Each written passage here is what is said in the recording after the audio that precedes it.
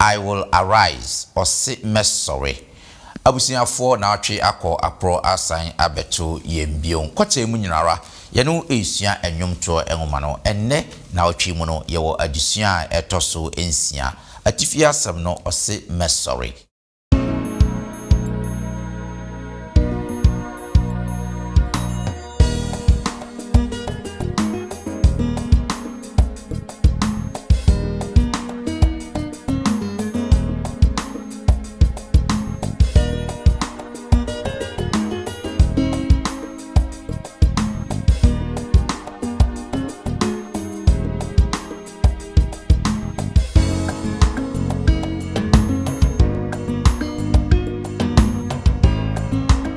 One more mature Sams na Yusha Monsum Nano, when say no more we are seeing none of customs in Dimuko. The one you horse in the Mungo and Montoni just say, what the bandy bar from it doesn't even make sense. Answer, see a Wosika, said be Pierre, you will be ano. May I just say, bet me, I rely on that. And yet, the few Mujana, so many, Lemon near me, pennies and mobile, and we will more for mobile. Me mamunyina akwaba adeshi kronkron adofo no mo amo hwe echichi ene benche nyara yede onyankopon enhira ede mamunyinara saa na yede enchi asonko so ede bre munyinara yebesan adamu ase sonko kwan so se de biarada mode mafidie ede to London Ghana memenda kwanfo Sabbath school ena afi chosemu empensempensemu dokwasem ne se yeduru adusua no pempenso bia ayede pa ye ene se ohwe adusua na ose I will arise and I say, sorry, my boy for no I crado. Our mobile boy made addition pens and pensemo a day abremo. Me could change your mumra, ye are ye demo and pens and pensemono, ever to amso.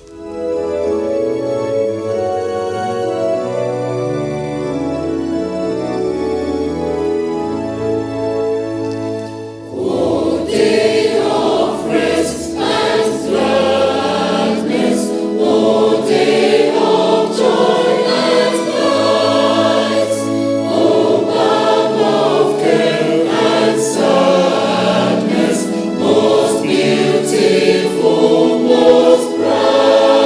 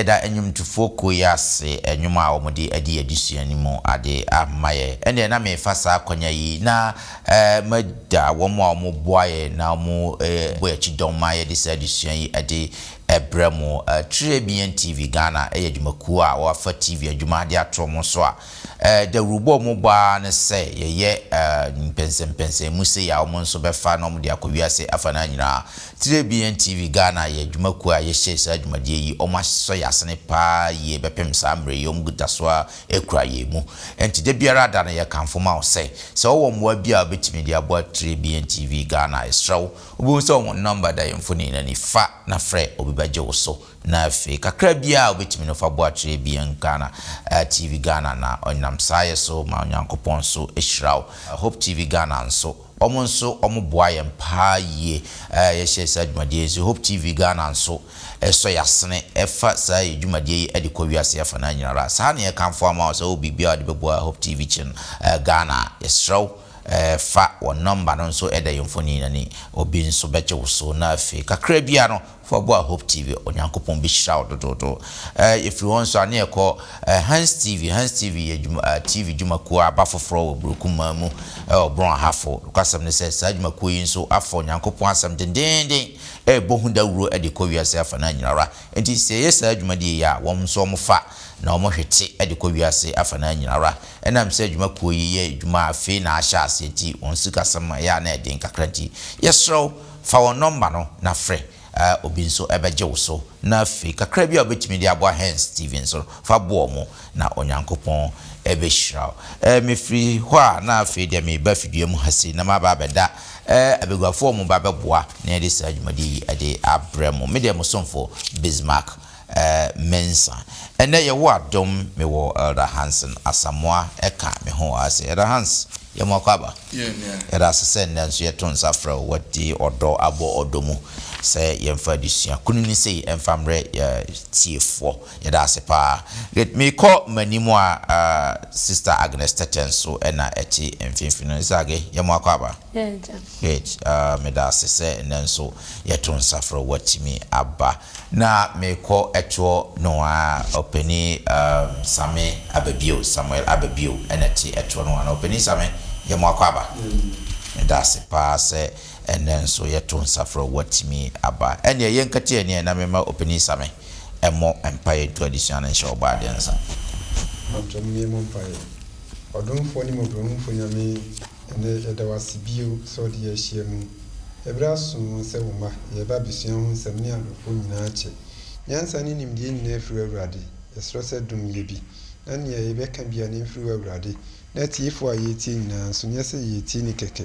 ye nyina ye nka mum ne mfa mo bra se ne fata ye mfa mu adwen wo wadum nti amen good ye hwɛ yen adisua no mo no kasam te fiti last week no ne hwɛ adisua to so ennum ye bɛdan ne atwewurade honyom ɛwɔ ananafo asase so sa adisua no ma yehu se na wo mo cho sa sams na yesua ho nsɛm ne nyina no onse na mo wiase ana no kwasem se endimu ɔhaw abebrese I just say wiase ya ne ya bepio bi manso onyankopon din krampo ne bɔ no ɛden wo ka onyankopon asɛm krampo na yesero wo ya tete kwa wo de wonim ne ekoso sabe wanhwe yekura nyame na wo so no de ne besie wo mo nso na ayom den ba bia na o makopie no na mo tia mu se onyankopon nwuma na yetu no Jerusalem na yedi ahurusie se ababe pie Babylon enye conducive emaye ye tokra mpo motivation no enim sanse ye won kwaso mu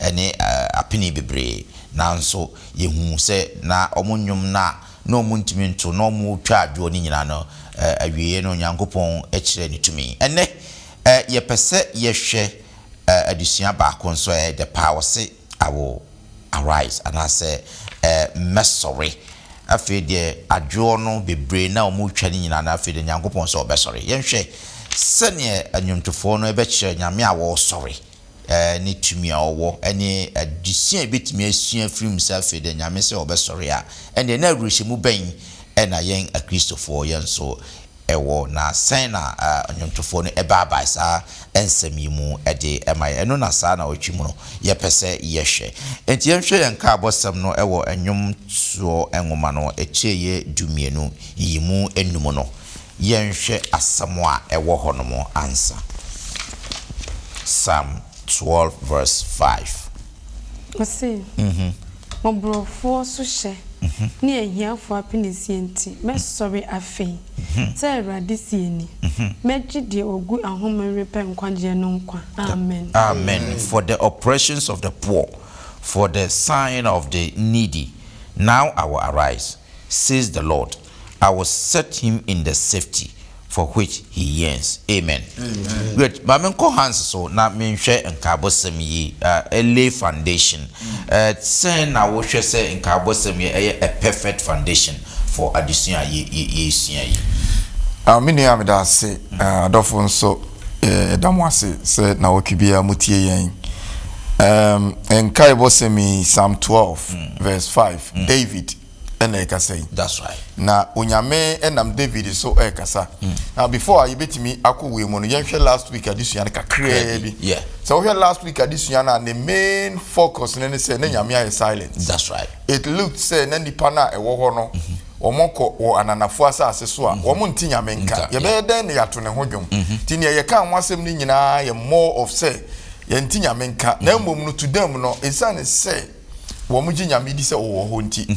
Se womo ntene nka kura David etiemu se meja aden wa pa me okoso na ni di nkomo although no wontene nka Esaf ene ni di nkomo Job ene ni di nkomo ti we saw those psalms na ewo adisuanu ene de no eye onyame response nti se wo hwa obeyede na watwana nafo enwum ananafo asase so ene o se afei de Awurade ne mmere so ye no in his own time. Galatians 4:4. The miracle ye no unyame ema Yesu bai. God does things in his own time and his own timetable. O say faith eye I will arise. Yes. Na o sorry de nti na unyame afede o say make ka me ho asori. Kai bosem ne say. Isane say me sorry ama wona ye hye won so. Ahiafo ni mobrofo a womu esi apini nti na me sorry. That's right. Na me sorry Awurade na wose na me de wona wo su freme epe ogie no yeah me de won be see yes this is God responding. That's right. It will here and the foundation you can say to lay the foundation for this week's lesson no kire yen say onyame ontra ho nkosi da onye di enkosi da. It is a wusia last week addition na it look like say onyame wo he say wusia pini bi so obi hia wo so wadwumam wabusua mu efie bibia mu na say wo twetwa wani na onyame wo he a this week dey na dey fa o say me sorry na me sorry for those people onyame sorry so ayenim na esie exactly. Amen. Because I shared last week edition I was say baby crampo na or chere say so onyankopon no promise na failure na because I share donation na e ba na to say they all to sa no to say na bamo bukra kura yes na omo bamo bukra omo fi say nyame nkra no poboshe no wa failure but then no was say me sorry I give obibi o na make us say na sa chere say enye ye bresu nkwa na ha oni ahunye ba every titi if you David Pence when I be saying ono so gina mani anenye enti me no so say etumi gina ema na enye na na yesis no men ka se mfa me ho me nka ho hwe se wa akwanya ye nka bibi great me da se pa me da se afi de ye nhwe ye na ye nko adusua no mu ankasa ye ndi kan hwe okofo no nyamfo no the majestic warrior ye hwe psalms bi ekansem bi Psalm 18 oh yen kan verse 3 no eba na kakra Psalm 18 verse 3 eba kakra no yen kan na yen hwe ne wo ho no Psalm 18 verse 3 to 6 no say sister ge why ye kradwa yen kan na kakra asi mesumi fe Awurade yes ono a ofata se wo yino aye na waje me matamfo nsem yes owo hu ma bebare me ho na ɔsɛ ye twifa me so sɛ osuhwem. That's right. Asama do nhoma twa me ho kontonkron. Owo afidie behia me. Yes. Ma ho hia mu me sumi frɛ Awurade.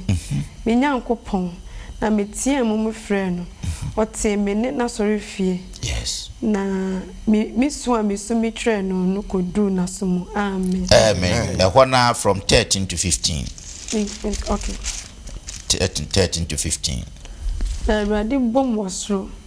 Na osoro ne numa wote ne ne. Esukotwea ne nyasrama. Yes. Na ototo na jan de bo won hwete. Yes. Na asrama bebre di tane won anim. Okay. 15. Ena epumu monka yiyi adie. Na wiase nyina so ho da ho. Efise watieti Awurade. Na wohwinimu hume hasho no. Yes. Amen. Amen. Great. Yensha 76 no. Verse 3 no so ebaka krabi. There he broke the arrows of the bow, the shield and sword of the battle. You are more glorious and excellent than the mountains of prayer. The short-hearted were plundered. They have sunk into their sleep. And none of the mighty men have found the use of their hands. At your rebuke, O God of Jacob, both the chariots and horses were cast into deep sleep. Amen. Amen. Ehona obubu tadua mu mema. Yes. Ochem ne nkranta ne wosa. Wanim yenyam na ehrens ne asade mepo no. Wasai abrane akokodrufo no. Yes. Watonko na wonna. Watonko da wonna. Yes. Na ahodenfo no mu biara enhunu nensa. Jacob nyankopon watianti na ntiase nam ne aponko nyina adeda na ho 7 wona ohu yehu na se uburifu a wan na obetimi agina wanim. Amen. Amen. Good. Yeni kan show sign a sa enyum tu ya yakenkan yi eda onyankopon nisu adi anase eyi onyankopon ekire na afenso wo hwe images ne nema odi asisi wa acha de se na ekire se onyankopon ready awaye se obekwa age nya bismarck edase se he adusian ne akenka asem na yenyina nim se David no ye obi a wo ye okofo a wo ahodin pa se bibia ni a yenim na sase se woni Goliath kradi kosi anima otimi edi ni sunkunim den so ha no o maye atiase pefe se edurumre bi a na on rely on ono no ahodin a ono no wo a ye enipa efamu die but bibia no or rely on God. Yes. Into go say ye can kasem or say o soon frɛ Awurade. Wan kan tre yes I can kasem na ntre say me de me ho to ma ho odin so. Dabi. Bet me sumi frɛ Awurade. And Awurade nso ani ni hwamo. That's right. So who say bibia mu no he need to go to God first. Yes. And ye ka say abrabo mu ayete ho no say bibia no di Nyankopɔn di kaya o how biara obekom no when you wadwen say wo betimi de wa hoodin akokon. Yes. But who because I would wani ato Onyankopon the first person to contact no e Onyankopon. Enti nam say o contact Onyankopon no nso no ye kaya e bedru ase ho a se de enua ba age kai man de no Onyankopon tie no. Yes. Na fe wo yi no ho adi kire no na niema bi a ohia a o de bedi na tamfo nso nkunim no Onyankopon e provide man no. Yes. But ye nemrem no ode ye adusia amaye se ye wa hoodin si enim nyansa si ye wo sika se bibiara ye wo bia no me ye adwen se betimi a rely on that. But bibia mu no ye mfa Nyankopon anikai nti niamo atwere ato nyina no aye nhweso amaye se ye di Nyankopon di kai bibia mu a the first point in contact e Nyankopon ni aka no be ma wo akwankyera obefa so se de David eye no pepe yo me da say same okay ye na wiase mkra se amman keto bi nya ntokwa okọ mo ya kase ya won se nya ntokwa se go ko US ko je apodie ene ahode ndi mat again can't my who's a great warrior or your comfort kesi in say David nan and Nina me were one and Tokobia bound knock and near more or the CC or the man I mean just say and some new cry I can say just say on whom me grandpa and me put to yes only for to make us a punya dinner ye din power bien when I said to me bien why chow nyamidiano enti near na David ye bia na nyame no to make us a nyame kofo so no me come nkwana to kwani bi ho se mu de mu nkogina ho nto nyum chese wo de ba ni pa afem po it doesn't even make sense. That's right. But nyame oyo otumfo no timi fa de ketekete do de aya de kese ti sa otumfo ye we wo na ye de ho to ne so enemrem ne enye easy pasanta otimi hu se onyame timi ya de bi ma wa aka se onu ne gina ho yes ena mo ho ade ato ne ho okonfo bia ni ho osofo bia ni ho difo bia ni ho onyame pe ena oye okofo in every aspect of your brabo say ya hunhum say ya hunam onyame pe amen amen meda akasa fo ya se agene miasame nyamede kan kakra bi ene say or say Mami can be say praise and prayer to the Lord are David's sources of strength, which are more powerful than any weapon of war. God alone is to be trusted and worshipped. That's right. Or say praise and prayer. Mami can say aye and ane David na kundie. Okushia Goliath no. What happened was okita tire no wafa abo. In human terms, David na okigina hui, but also na me de erade edin and about so. So he knew say what he is holding can do nothing. Yes. And I said minia samika no.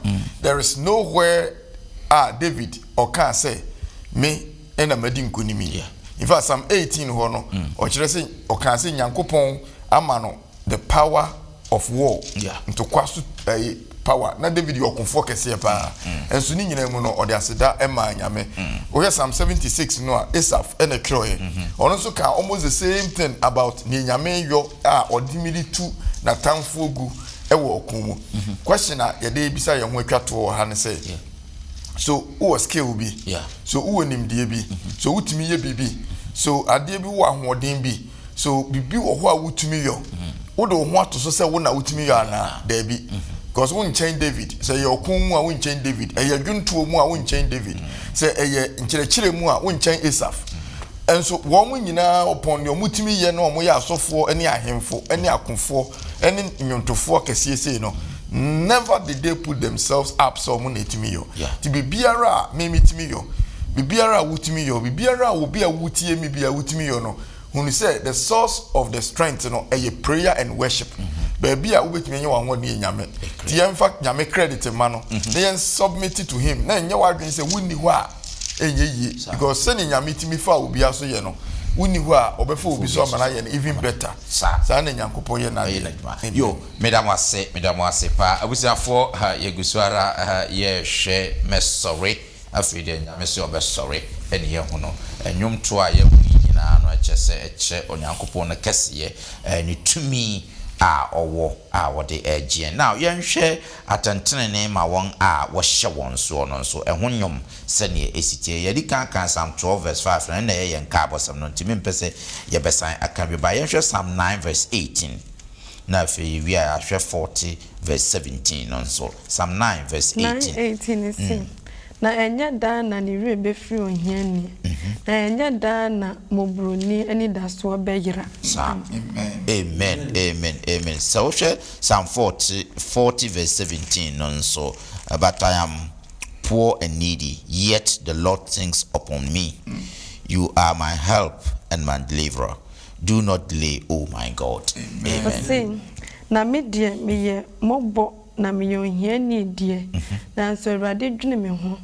one me boafo ne me gifo me nyankopon entwentwen wonan ase amen ya just nsem ya kansa nyum tuo yi me no sene kasache ye wo enemre me that say before you buy then yanko a little bit into that history e wo ho no no kwasem pa no so do for there is a popular saying bi a ekoso and say bi mun ente Bible ase say oh adom ne de eba apamfoforo mu na apanda da mu de na say trimodin e wo yes but say wo pe ba bi pa wo benya onyame hu mobro ema the oppressed omo a ya hye won so ahiafo akunafo enyisia mobrofo ahoho a apamda da mu. That's right. And most of them are spread across the Psalms enunti onyankopon a oye titi nyame no Hebrew woman say oho enne enura enne any den da ochina every time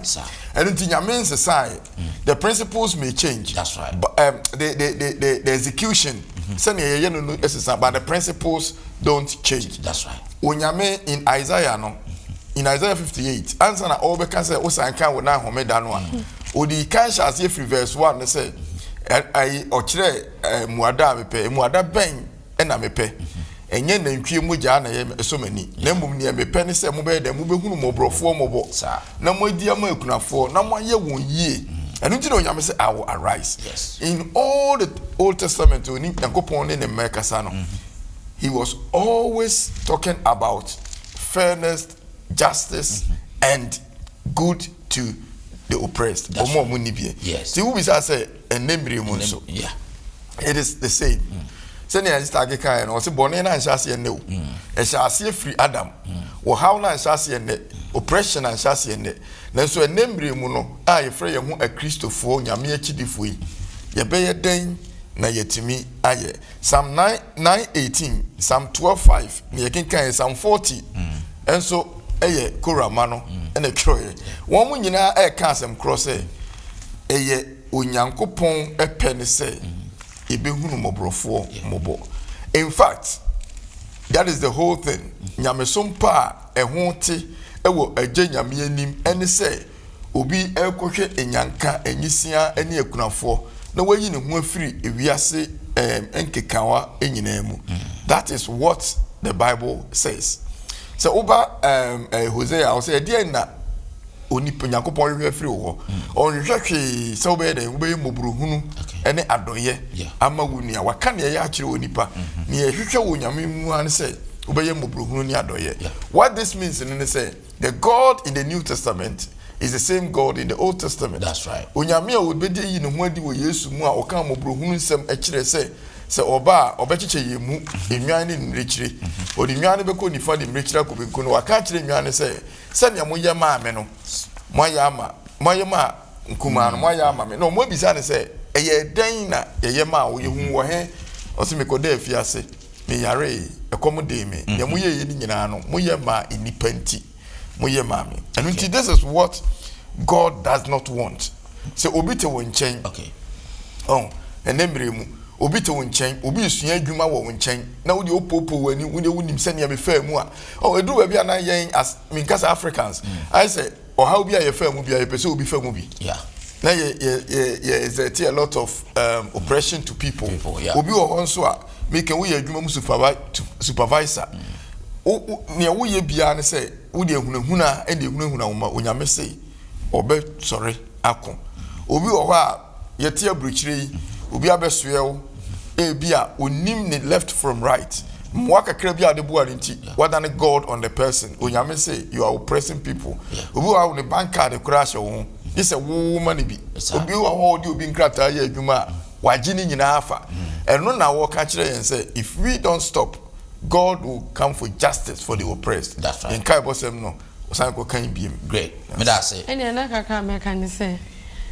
ye Christopher say na ye hu mobrofo wo ye mu ene de na ye bo mu sometimes na ye wo ye mobo no kwa na ye sa hye no so mo ade ehunu bia on ye meka se onye ba ye hwe obi ni di bia ade da ni nchen kro beka se obi mfi ba bi na me fa ne because sa ni pa ni de on sumbo enso nyame si ye ma onu ni nua santa ye ka se o ya ma mi nua nkuma o si nyame ni se onu ni nua nkuma enti se ye obi kom de ya ma ne dwane ya mo bi atade anhye ye hu mo bo na e betina ha ba for de ma ye hu se ye na ye bo asa ne se ye niama kese na mo mo ye nche enti mi hu ye nyame som enwe pe ye enti ye se yan kasa ye hwehwe omo hia no na yetimi bu omo ekunafo omo ye wisia ahoho enkrofo bebre a omo ye ncha especially ye hu ne ase ebu ye ne ebu so ese tie omo so mo Great. And this is a very practical thing you know your society, especially so Ghana also Ghana more apprentice system because you juma one master war and bisa wo mo musia juma ni bi omo ya apprentice omo ka the way bi omo master no ewusu omo na sabi okop fi krampo na transport krampo to Ghana krafafa moto fa kokrampo no na the way they are suffering by obi so omo master no so no at a point in time no so tesa aden no be ye master oye omo nso omo na asesa enti ono no nso owo na ase no nso aka ne ntirimu se ono nso be ye master na obi nso be sua adwuma won ncha enti ayesa this mark is a cast across almost your school secondary school no so time minim na e wo ho de ache ewie ache na yes bullying newcomers Form 1 for hormones in a normal. Ono so bedru Form 2 to Form 3 or in a year baby. Yes. But on me say yedi year me na enye me de. The Argentina meso me de be koye me nia. It goes along to the political trend. Se see obi to sikagu obi bre okoje okope ayi obi ho a. Yese watu sika, yese wakotokoto no. Se nyame boa no so be ye penia. The trend continues. As I say, who say, you know, sorry, you. With the minister break about Maminka, we a sensation be a Waba Ghana, Safu Newman, Nenyum Binoa, or the Akokoano. This is what he's preaching about, and I love the song. Was Akokoa me homete. Na your frame kwache banche. Near mean to me, you know, yesimenyo. If you my fino, mina mi bekuki. Na normal do nso me na me besi na se me si wie nso a me mpesa wie ya me nidi ye na nso ne ba no a me ne nete no so enye sa na oye no Joe boy de enye sa na oye no efri se sa Joe boy no oye ne benti da bi o se osum nyame enso ne do entra ne yamu ma akwa ne nyom ne mu nsa me trase gen ho a na oka o se afi anopa obekwa so ndem na wakoto holy se ne sister ageka ye no o de ne mu ma bebo fam na wa ya akiriwia masarachi na owie so a wagunsa nti he start cutting across all the religion yeah na yes anu me ba ye wie a ya ba fie ni ya be ye wo mo setosa.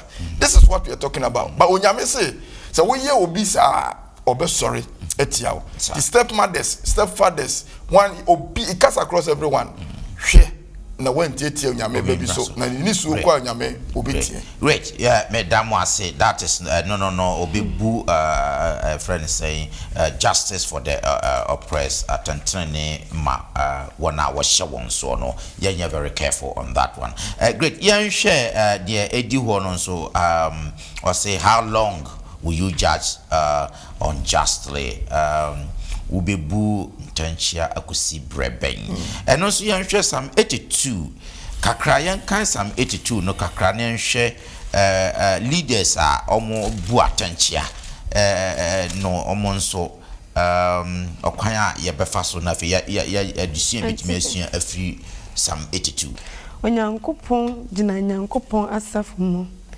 obu aten enyamentem na ben na mu bebu ntenchia na mo ahwe abonefo enim akosie munni obrefo ni ewisi asem munni asentene nema omanehunufo ni mobroni munni obrefo ni ohiani munhwi abonefo nsem onim de na wonte ase esum na onante kro asase nyina so nyina rewuso me de makase muye enyame na munyina ye osurusu ni numa nanso mubewu se enipa pe na moatoto se ahemfo mu biara onyankopon sorry bu asase aten na wona ubedi ade amanaman nyina mu amen amen great yan show say leaders ye wo mo na omo se omo protect ye no omo momu bu ya tanchia what happened and into addition yegusu esua no na the radius say onyankopon fair justice say woni enyiyimu bia yesua adusua ne ba na wa me ahu ahiafo sede nyame ani siku ahiafo ho nti wanhwe ya adu nsa ekekan ode nsa kanyame ani kosua the same way na won so a onu ye won adwen se onu no ewo gina pen bi se betima ba se judge for betima ba se adwuma mu pani betima ba se asori pani betima ba se osofo because ye kai Psalm 82 no what is statifree say onyankopon gina asafumu ye himfa asori fi and it could be say even within the church no enipa bi mu wo ho a omo wo dibre bi a omo etimi di omo gina pen no edi epopo omo a ebi omo ewo omo ase yes entino nyame kati across say on there they won hwe saa emfa nani enhwe saa na emom no yenhwe yi because ni ayeye bi a ye injustice no at the end of the day no onyankopon di the fair justice no ebeba ama obia ehu ni gina pen. That's right. Me da se pa. And some nyame nshira. Yes. On Asaph ahwa ehu say nia ekoso no yosofo. Asaph was a priest. Yes. Na ohwe nia ekoso no a na time na enso ani enu nti asem a wo kan is about say or say God will judge the gods. The word gods na wo ho no say bi enye abosom asem. Yeah. Eye enyame enkrofo a odi omo asisi ano. In fact, the Bible refers to people in authority as gods. Okay. Ewo Bible mu bebre. Yeah. For instance, we call to say Ezekiel 28. Now we call Isaiah 14. Or the ohene ahemfo no Babylon hene ti ro hene no ejina ho say enyame. Yeah.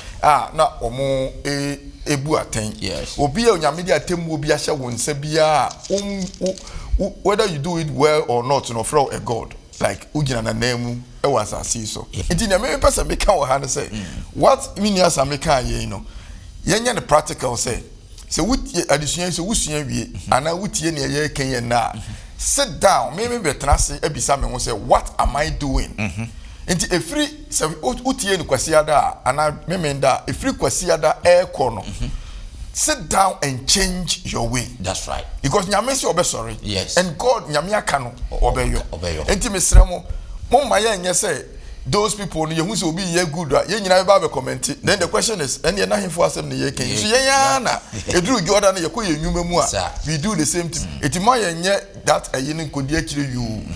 Assess yourself. Yes. I will assess myself. Ni ye nyina ye nsesa. Na free na ekɔ no the place will be a good place. That's right. For us. Onyame asem mpese be fa ni sane ati. Ni me kan ya ne ekoma me na me gina so dendende. Ni enkoma me mpese me fa. Se fo onyame mra ni pa dia ye adwuma tete ne waka na enka we nyina ma.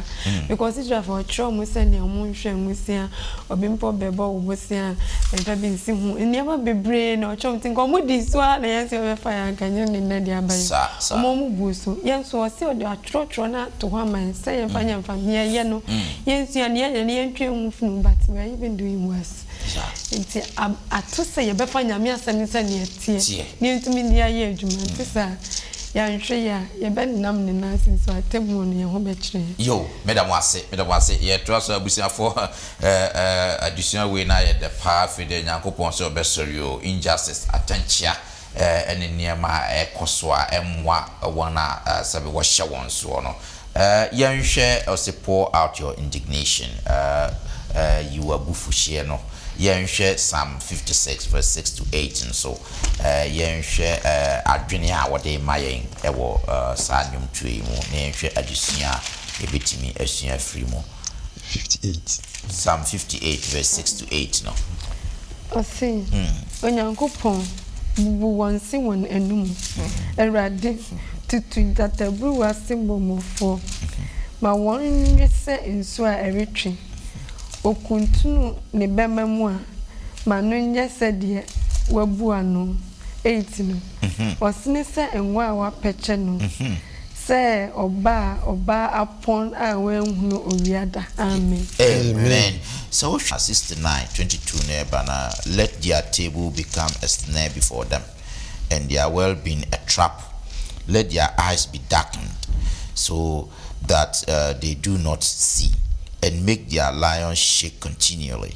Pour out your indignation upon them, and let your wrathful anger take hold of them. let their dwelling place be desolate. Let no one live in their tents, for they persecute the ones you have struck, and talk of the grave of those you have wounded. Amen. Amen. Ma won puna won enim no nane se apa. Na wodi ye a ma no nya afidie ma won. Yes. Ma won eni so nya won kusu. Na won hunade. Na ma won sisi mpopo da. Yes. Ma wenimre won so. Na ware ho ne wabufu enka won. Ma won tena bia enane amanfo.